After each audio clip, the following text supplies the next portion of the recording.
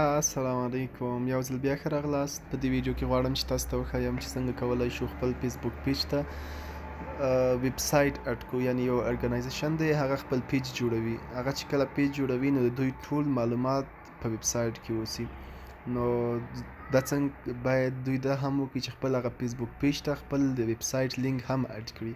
یعنې پروفایل باندې باید خلک وکولی شي دوی د ویب سایټ لینک هم وکتلی شي، همغه ویب سایټ لینک باندې کلیک کړي او لاړ شي دوی مکمل ویب سایټ وګوري او ویب سایټ کې چې څه خوښ شو هغه واخلي.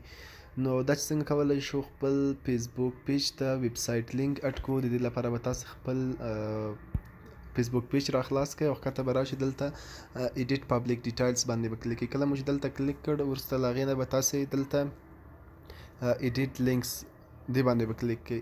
دلته اډ لینکس و اډ باندې به کلیک کړئ او دلته تاسو ته آپشن درکوي چې اډ ویب سایټ.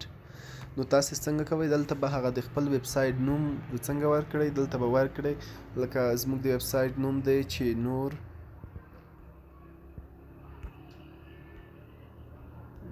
AMZ .co.uk. دا زموږ ویب سایټ شو. نو څنګه کوئ، وروسته له هغې نه به تاسې دلته پبلیک او د سوشل لینک چې دی تاسې ریموف کوئ یا نه ریموف کوئ.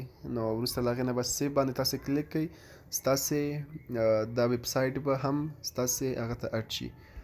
اوس تاسې وګورئ دلته ستاسې فیسبوک پیج ته به د فیسبوک پیج ته به مو همدغه ویب سایټ لینک هم یا هم ویب سایټ هم اډ شي، ویب سایټ لینک چې له دې طریقه به خلک کولی شي ستاسې ویب سایټ ته په اسانۍ سره درشي. نو تاسې به د چې شو نو ویب سایټ شو، که غواړئ تاسې ویب سایټ لینک شو چې دې طریقه تاسې ویب سایټ ته خلک درتللی شي ستاسې د فیسبوک پیج له طریقه.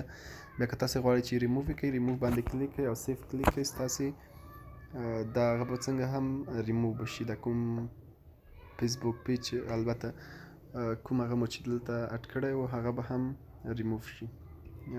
کوم ویب سایټ لینک مو چې دلته په خپل فیسبوک کړی و، مطلب مې دا چې تاسې هم کولی شئ ریموف کړئ او هم کولی شئ چې اډ یې کړئ.